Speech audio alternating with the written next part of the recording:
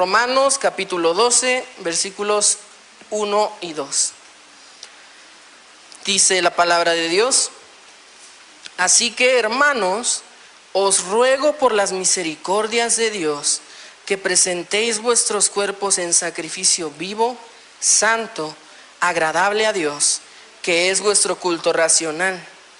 No os conforméis a este siglo, sino transformaos por medio de la renovación de vuestro entendimiento, para que comprobéis cuál sea la voluntad de Dios, agradable y perfecta. Vamos a orar, hermanos. Padre Celestial, te damos tantas gracias por este día, por aún las adversidades, Señor, porque sabemos que tú eres soberano, que no hay cosa que pase sin que tú lo hayas decretado, sin que tú lo hayas permitido, Señor. Así que aún lo que padezcamos, lo que suframos, lo que sintamos físicamente, es tu plan, Señor. Permítenos estar atentos, continuar guardando tu día, dándote la gloria. Te agradecemos porque no debe ser doloso, Señor, sino debe ser un privilegio, un gusto poder estar aquí, alabándote, adorándote, descansando, siendo edificados, teniendo comunión con nuestros hermanos, gozando de los medios de gracia. Te pedimos, Señor, guíanos, dame sabiduría para predicar tu palabra y danos entendimiento y danos corazones abiertos para recibirla. Te pedimos en el nombre de Cristo. Amén. Pues muy bien, hermanos, como les decía, hicimos una pequeña pausa en el estudio de Romanos, pero justamente es una pausa natural también en el texto. Si ustedes han leído Romanos como la carta que es, completa en una sola exhibición, se darán cuenta que en el capítulo 12 es donde Pablo empieza con las aplicaciones prácticas. Lo que hemos visto ya por más de un año, en los primeros 11 capítulos de Romanos, fue doctrina pura. Pablo derramó todo su ser en esa carta, inspirado por el Espíritu Santo. Dijo todo lo que tenía que decir acerca de la justificación, acerca de la fe, acerca de la depravación total. Muchos pastores tienen en alta estima esta carta a los romanos y dicen que es como una mini Biblia que contiene todas las partes de la salvación explicadas, puestas ante nosotros, digeridas y explicadas de una manera excelsa. Pero aquí Pablo llega a la culminación de su carta, al clímax de todo el argumento que ha venido construyendo acerca de quiénes somos nosotros, quién es Dios, de dónde nos sacó y ahora qué es lo que tenemos que hacer. Como cristianos tenemos deberes, pero tenemos también en la gracia y providencia de Dios instructivos. A lo largo de la Escritura podemos encontrar varios listados de cosas que Dios inspiró a estos hombres que escribieron la Biblia para darnos instrucción, para guiarnos en cómo debemos comportarnos, cómo debemos vivir como a Dios le agrada. Entonces, hermanos, iniciamos aquí esta sección desde el capítulo 12 hasta que termina la carta en el capítulo 16 con pura aplicación. Ya tuvimos 11 capítulos de doctrina pura y ahora vamos con la aplicación.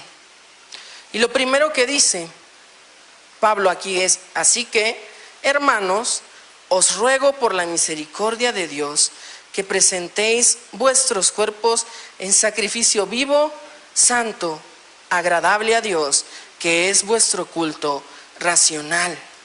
Lo primero que debe llamarnos la atención es cómo inicia este versículo, con las palabras así que. Esto implica, como ya lo dije, que hay algo atrás. todo lo que vimos a lo largo de estas semanas acerca de nuestra condición pecadora y la obra de Dios para salvarnos, en elegirnos, en justificarnos a través de la muerte de Cristo, llega a su culminación aquí. Y entonces, por tanto, así que, habiendo entendido todo lo anterior, ahora tenemos esto por delante, tenemos esta explicación y vamos a ir de lleno. Así que, hermanos, os ruego por las misericordias de Dios que presentéis vuestros cuerpos en sacrificio vivo. Lo primero que tenemos que ver aquí es que Dios nos está pidiendo que hagamos algo, ¿cierto? Dice que presentemos nuestros cuerpos en sacrificio vivo. Esa es una instrucción. Pero quiero que pongan atención, hermanos, en la estructura de esto. Así que, hermanos, os ruego por las misericordias de Dios que hagan tal. Primero que nada, Dios fue el que hizo la obra. Y si nos remontamos a toda la palabra de Dios, vemos que ese siempre ha sido la manera en que Dios trabaja, la manera en que Dios interactúa con su pueblo. Si recordamos la ley, cuando Dios da los 10 mandamientos, les dice al pueblo de Israel: obedezcan estos mandamientos que les doy. Así nada más. No, hay un preámbulo, ¿verdad? Porque yo soy Jehová tu Dios, que te saqué de la tierra de Egipto, de casa de servidumbre. Y después, toma mi ley. Aquí tenemos esta misma estructura. Pablo no inició en el capítulo 1 diciendo: estos son sus deberes como cristianos, hermanos, que sería válido. Recordamos que está hablando a una iglesia, que está hablando a creyentes. Sería válido nada más decir: hagan esto. Pero no. Vemos que en la misericordia de Dios siempre nos da Él primero. Siempre hace la obra Él primero, antes de pedirnos algo a nosotros. Y creo que es bastante obvio, si ya conocemos el contexto de Romanos y en sí de toda la Biblia, que efectivamente nosotros no hubiésemos podido hacer nada, no solo lo que está pidiendo aquí, sino nada que se relacione con obedecer a Dios en nuestras propias fuerzas. Estábamos muertos. Era imposible que nosotros nos acercáramos a Dios y le obedeciéramos. Entonces, Pablo presenta aquí también esta estructura. Hermanos, ya han escuchado todo lo que Dios ha hecho por ustedes. Que es lo mismo, hermanos, que Dios ha hecho por cada uno de nosotros aquí. Dios ya hizo todo. Por tanto, ahora nos toca a nosotros nuestra parte. Y enfatiza, Pablo ruega, dice: os ruego, hermanos, por las misericordias de Dios. Aquí está recordándoles todo eso que acaban de leer. Porque recordemos, nosotros llevamos más de un año estudiando esta carta.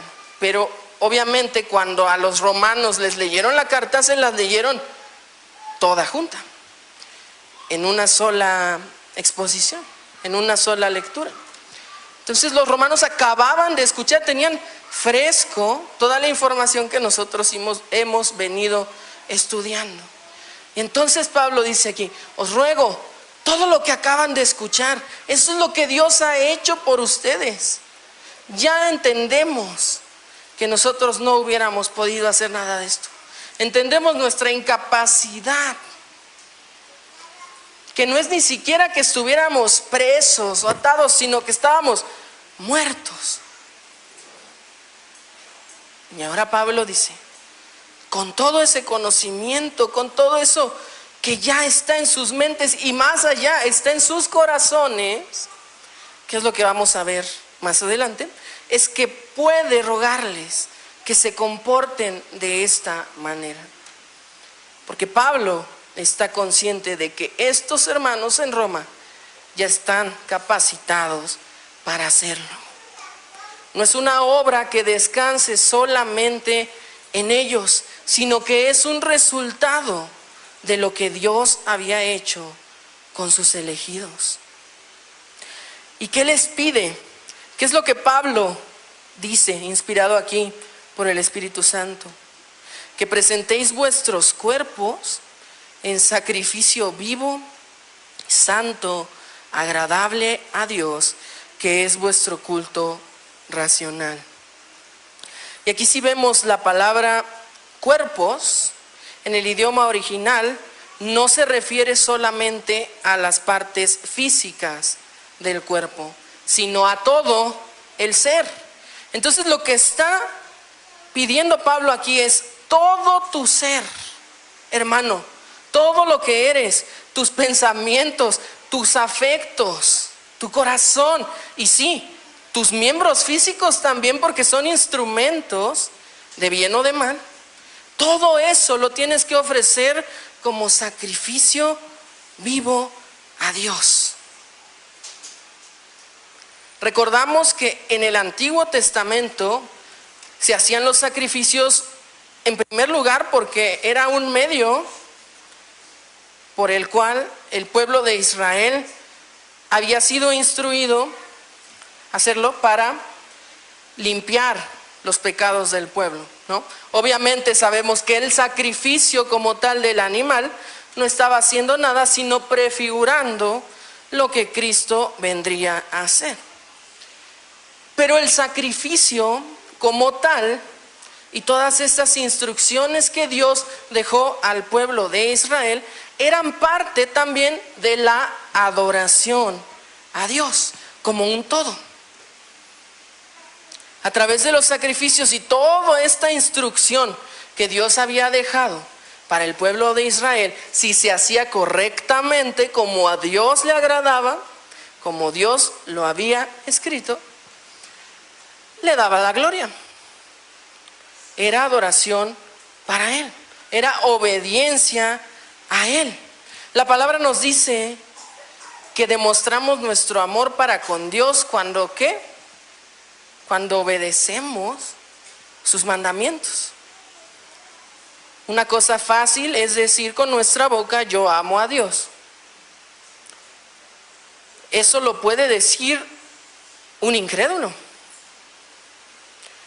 Muchas veces los incrédulos creen que sí creen y dicen: sí, yo amo a Dios. Ahora nosotros, y no lo digo en tono de burla porque de allá salimos, podemos ver que quién sabe a qué Dios dicen que aman, pero dicen que aman a Dios. Con la boca, con las intenciones se puede decir muchas cosas, pero sabemos que los motivos, las intenciones, las buenas acciones, lo que te nace del corazón, no es suficiente para agradar a Dios si no es lo que Dios ha mandado. Obviamente, se espera que un hijo de Dios obedezca y adore a Dios también con gozo.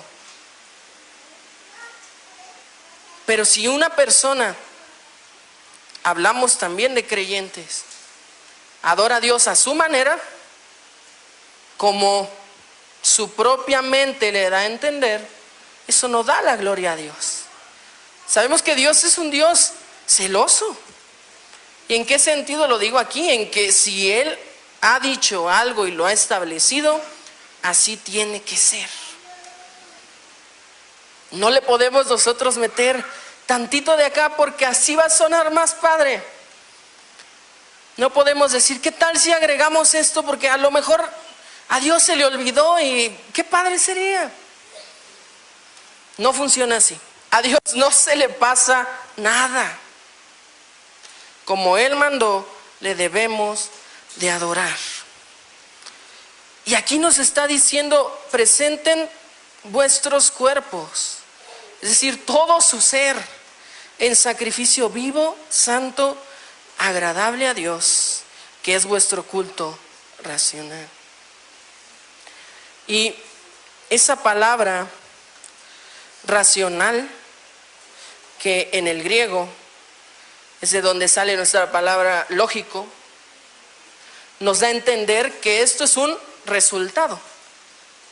Lo que Pablo está diciendo, os ruego, hermanos, que hagan esto, al mismo tiempo es un resultado natural de aquel que ha sido transformado, de aquel que se le ha dado una nueva vida.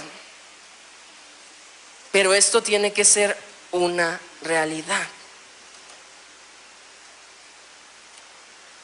Pablo espera que ese sacrificio vivo, santo, agradable a Dios sea lógico.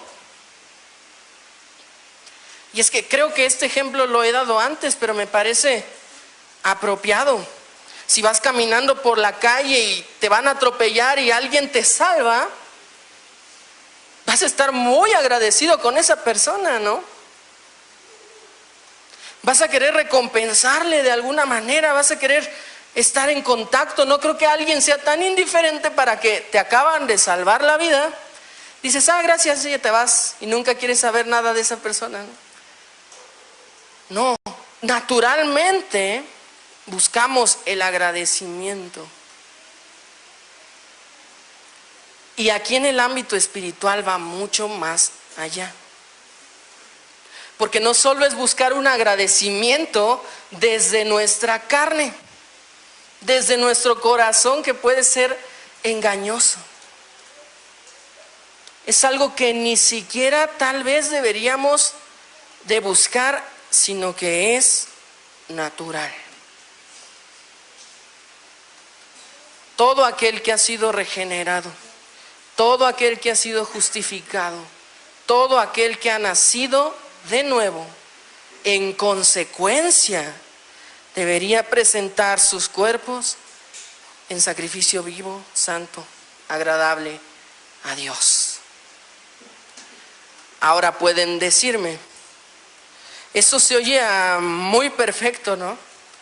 Ese sacrificio vivo, santo, agradable a Dios suena como que no tengo que equivocarme nunca, no puedo fallar nunca cuando se trata de agradar a Dios, cuando se trata de ofrecer ese sacrificio.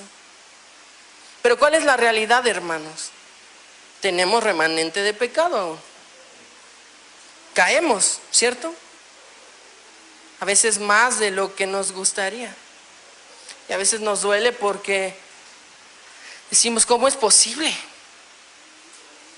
Y como dijo nuestro hermano Pablo hace rato, a veces el cristiano duda de su fe. Pero eso no habla de una perfección. No estamos buscando una perfección aquí en la tierra. Pero nos habla de una transformación. De que ahora tu vida es caracterizada por esto. Y tiene que ver con lo que vimos hace una semana en el primer culto acerca del costo de seguir a Cristo. Seguir a Cristo es entregarte completamente. Y es así aquí. Podemos poner, por ejemplo, el ejemplo de Abraham, ¿no? Sabemos que Dios le llamó, sabemos que Dios hizo la obra en su corazón, Él le salvó, Él fue el que hizo todo. Y le dio un llamado, le dijo qué hacer. Aún después de que Dios llamó a Abraham, Abraham cayó en pecados. Tenía miedo en ocasiones y mentía para, según él, salir de los problemas. Le faltaba fe. Vemos que Abraham era falible. Pero algo que podemos ver también en Abraham es que se entregó completamente a Dios. ¿Sí ven la diferencia? No estoy diciendo que no tengan fallas. Eso es imposible. Pero tu vida debe estar volcada completamente hacia Dios. Hay una diferencia. Tu vida debe ser caracterizada por ser ese sacrificio vivo, por ser ese sacrificio santo, agradable a Dios. Esa es una obra que nuestro Señor Jesucristo ya consumó. Y ahora puede parecer un poco ambiguo, ¿no? Sí, debo entregarme a Dios con todo mi corazón, con todo mi ser. Debo ser siempre este sacrificio vivo, agradable a Él, santo. Pero Pablo no lo deja ahí, sino que nos da instrucción más allá.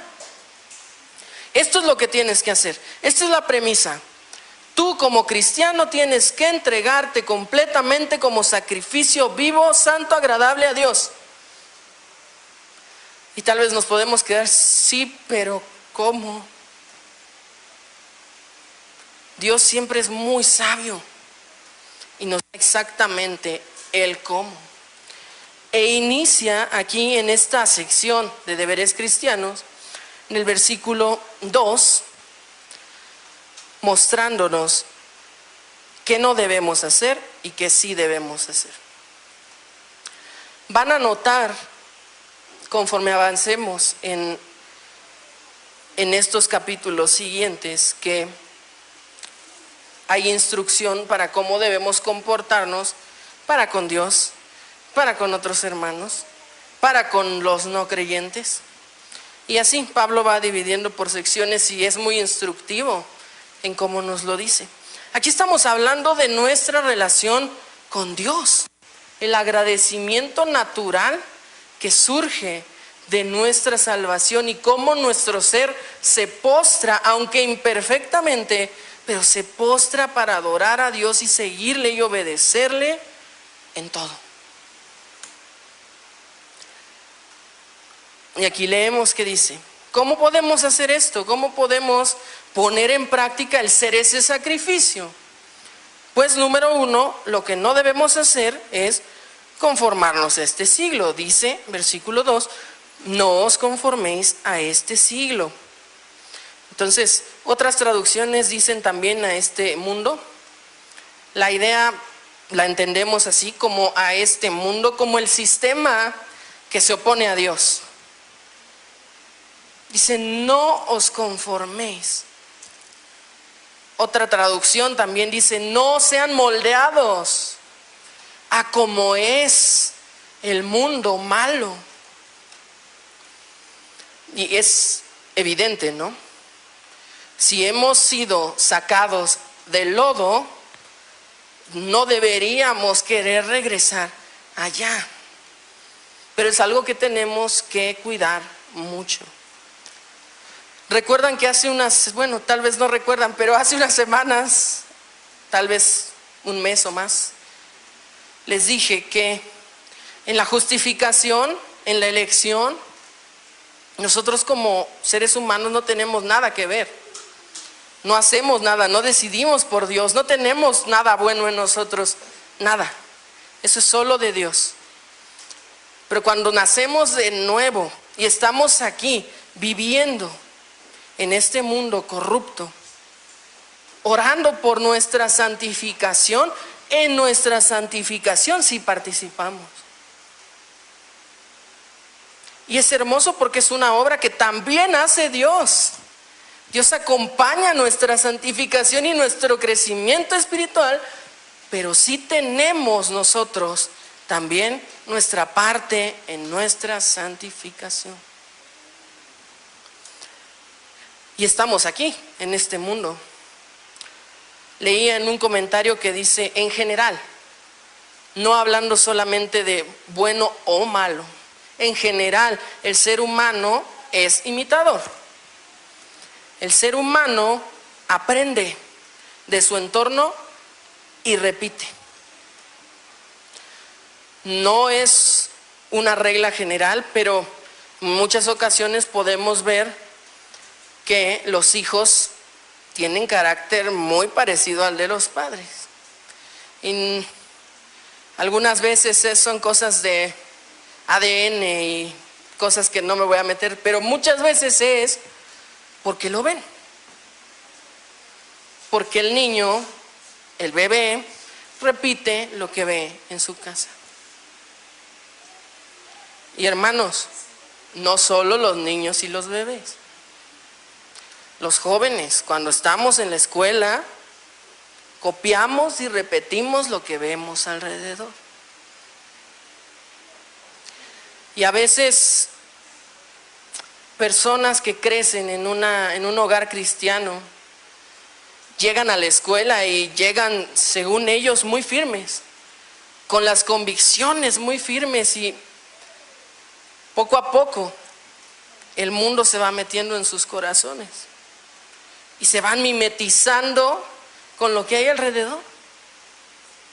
Eso es un peligro latente para cada uno de nosotros. Nadie puede decir, no, yo no. Yo sí estoy bien fundamentado, yo puedo estar allá con los borrachos y ahí estar platicando y no, a mí no me pasa nada porque yo sí estoy muy firme en la fe. Eso es muy, muy orgulloso y muy necio. Esas no son las palabras de Pablo, son las palabras de Dios. Y si Dios está diciendo que no nos conformemos a este mundo, que no nos hagamos como este mundo, es porque sabe lo propensos que somos a hacerlo. En cosas tan pequeñas se infiltra en nuestra mente y pensamos como el mundo. Un ejemplo es la economía. A veces sabemos la respuesta correcta, ¿verdad? Pero queremos sentirnos muy santos y decimos, sí, es que sí, yo puedo estar con nada más frijolitos y huevo y sé que Dios me va a proveer porque Él lo prometió. Y esa es la verdad. Pero como actuamos, no reflejamos que creemos esa verdad. Y no lo estoy diciendo por nadie en concreto, pero ¿qué tal si te ofrecen un trabajo donde ganes 10 veces lo que ganas, pero tienes que ir el domingo? Ahí tambalea un poco. Y es triste, porque esa mentalidad es del mundo. El querer más es del mundo. Y no estoy hablando de ser conformistas, porque tampoco, si Dios te da la gracia para poder tener un trabajo donde no descuides, número 1, a Dios y las cosas de Dios, número 2, a tu familia, que es tu ministerio, pues hazlo, trabaja. Pues tampoco, Dios nos manda también a trabajar. Si se interponen, tendríamos que tener el discernimiento para elegir siempre a Dios. Pero el mundo se nos ha infiltrado tanto que decimos, no, es que necesito tener tanto, necesito un carro, necesito una casa. Como cuando vimos la semana pasada, el Hijo del Hombre no tenía dónde reposar su cabeza. Y no podemos pensar, y no existe un ejemplo de más providencia de Dios que para con Cristo. Él proveyó todo lo que necesita. Cristo era perfecto. Él tenía fe perfecta. Es obviamente una gran diferencia con nosotros. Pero que tenemos que cuidar, hermanos, ¿qué tanto del mundo si está en nosotros? ¿Queremos un príncipe azul o una princesa encantada como esposo? O eso ya tal vez quedó muy en el pasado. A lo mejor queremos un cantante coreano como esposo, o un señor Darcy como esposo. Es el mundo en nuestros corazones, hermanos. ¿Por qué? Porque una cosa es que te guste esa literatura, esa música, pero otra cosa es cuando eso ya manipula tus decisiones. Cuando ya no puedes ver la piedad de un hombre porque solo estás esperando que se parezca a los de esas bandas.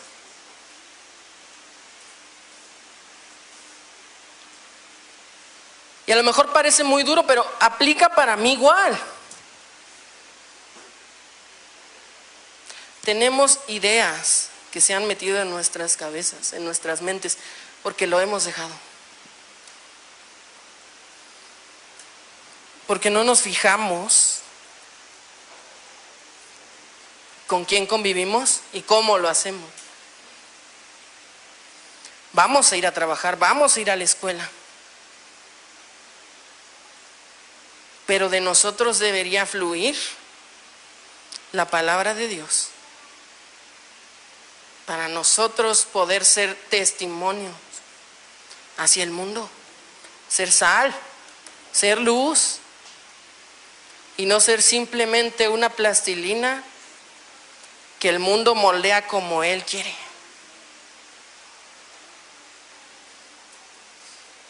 Eso no, hermanos. Y es tan fácil, de verdad es tan fácil irnos, separarnos de Dios, dejar sus cosas, perseguir lo que el mundo ofrece, complacer al yo, porque esa es la premisa del mundo. Yo debo estar bien, yo debo estar complacido. La carrera que estudie tiene que gustarme a mí y me tiene que dejar buen dinero. Y mi pareja, quitemos la vista de las cosas que nos satisfagan a nosotros y pongámosla en qué agrada al Señor. Esa es una lucha que se va a terminar el día que muramos o que Cristo regrese. Una de dos. Pero es una lucha que vas a tener que acostumbrarte a ella, porque la vas a tener cada día de tu vida aquí.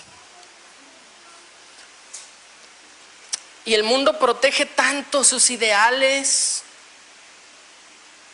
protege tanto sus ideologías, sus posesiones, y las guardan en una cajita y parece que las traen ahí y van corriendo la carrera de la vida con su cajita, creyendo que les va a servir de algo, pero llegan al final y se dan cuenta que su cajita que tanto protegieron estaba vacía.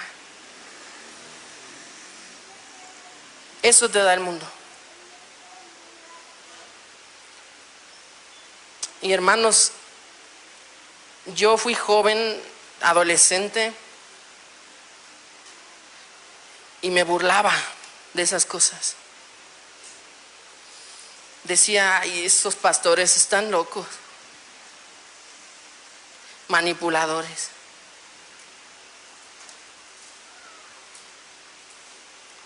Estaba en tinieblas, hermanos. Pero veo a los jóvenes ahora y me veo a mí. Nada ha cambiado. Nuevas modas, nueva música, nuevas películas, pero nada ha cambiado. Ídolos y puros ídolos. Yo no quiero eso para los niños y jóvenes de esta congregación. Por eso tal vez soy muy directo con mencionar algunas cosas concretas, pero no es por tirarle a nadie, es por amor, porque yo pasé por ahí. Y digo, pasé por ahí, por esa etapa, por la lucha sigo. Como dije, vamos a seguir. Pero que cuidemos qué dejamos entrar y que cuidemos qué es lo que dejamos que nos influencie. Que no nos conformemos a este mundo. Y después viene la parte positiva, no te conformes a este mundo, sino transformaos por medio de la renovación de vuestro entendimiento, para que comprobéis cuál sea la buena voluntad de Dios, agradable y perfecta. No te conformes a este mundo, sino transfórmate. En otras traducciones dice, déjense transformar. Y yo creo, dado el contexto, dado lo que Pablo quiere decir aquí, que ambas traducciones son correctas. Porque como dije, es algo que Dios hace, pero en lo que nosotros sí participamos, aquí sí participamos, aquí sí somos responsables. Y esa palabra transformaos, es por eso que digo que esto tiene que ser de Dios. Porque la palabra que usó para el mundo fue moldear. Algo puede ser moldeado, pasar de una forma a otra y luego regresar otra vez a otra forma. Y así ir, venir. Pero la palabra que usa después, transformaos, es un cambio.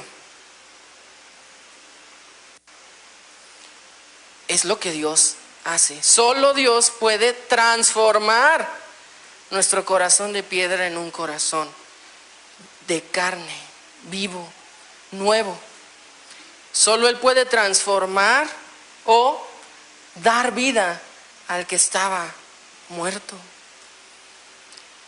Y en esa transformación, en ese cambio de naturaleza, que ahora tenemos la naturaleza de salvación, la nueva vida, es que nosotros estamos capacitados para obedecerle a Dios y hacerlo en gozo.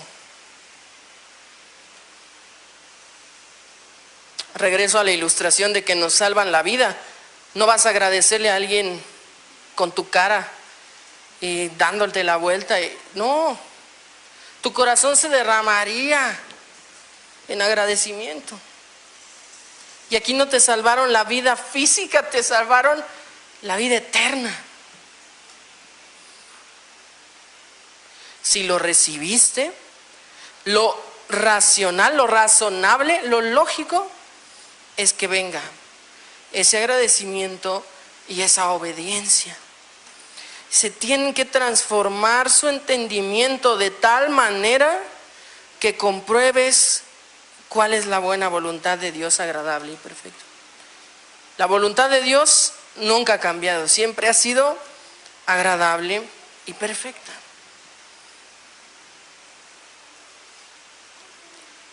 Nosotros debemos educarnos, transformarnos al grado que podamos tener discernimiento ante cualquier situación y poder decir, ¿esto es la buena voluntad de Dios o no?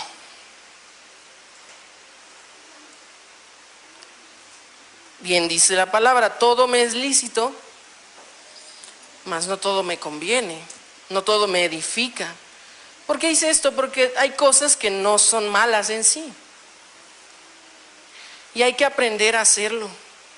Hay que aprender a de verdad analizarnos, meditar acerca de nuestra espiritualidad. Y decir en verdad, esta serie sí está cambiando mi manera de pensar. Esta música sí está cambiando mi manera de actuar. Esta compañía ya me ha alejado tanto de Dios que ya ni quiero ir a la iglesia. Nuestro entendimiento debería estar transformado a tal grado de poder siempre discernir, esto no le agrada a Dios. Y aún no solo distinguir entre lo bueno y lo malo, sino entre lo bueno y lo mejor.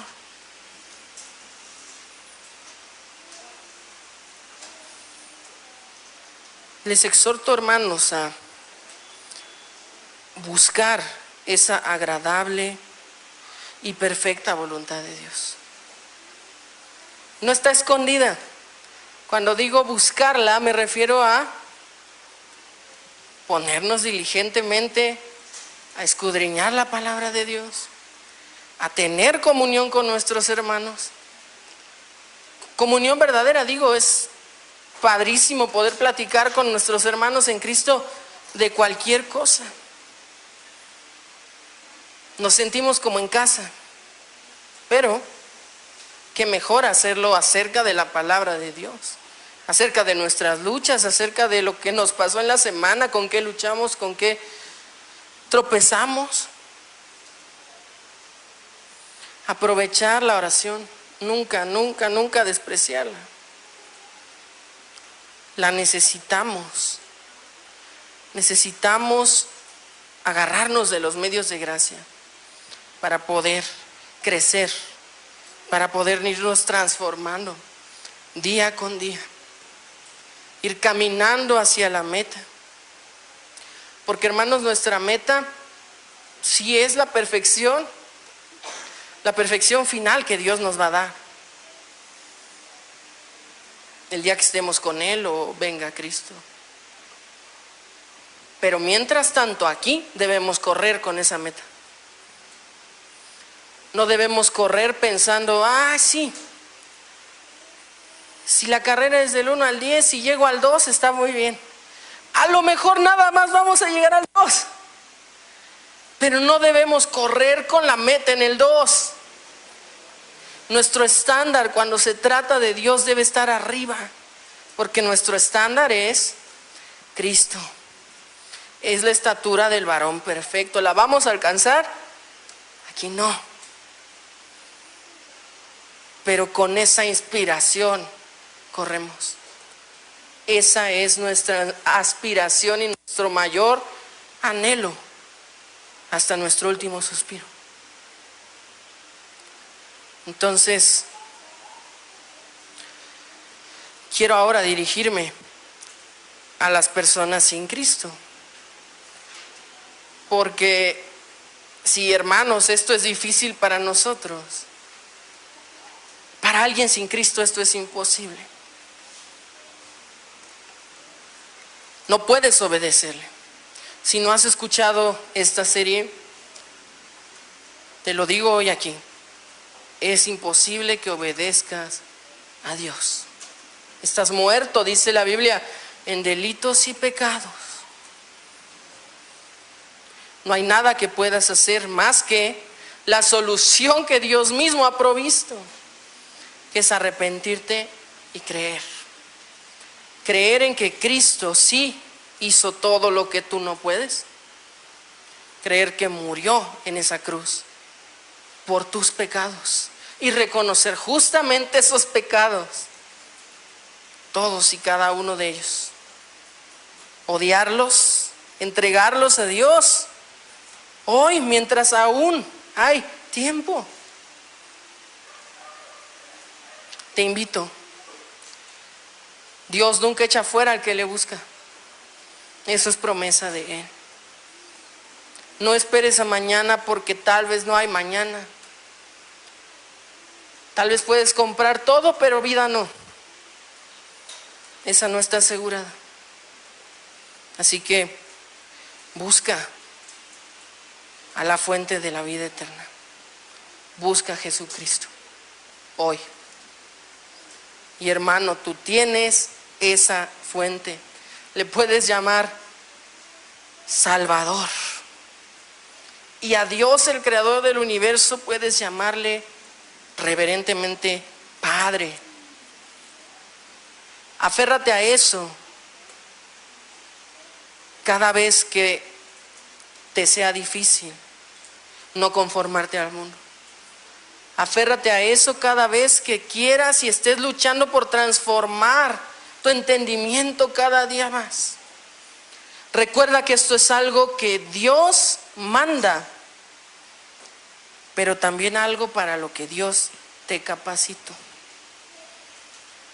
Y algo que Dios, el Espíritu Santo, va a hacer contigo todos los días de tu vida. Aférrate en Él. La lucha es dura, durísima. Es una lucha encarnizada. Pero adivina qué, cristiano, tú estás del lado del que ya tiene la victoria. En eso descansemos.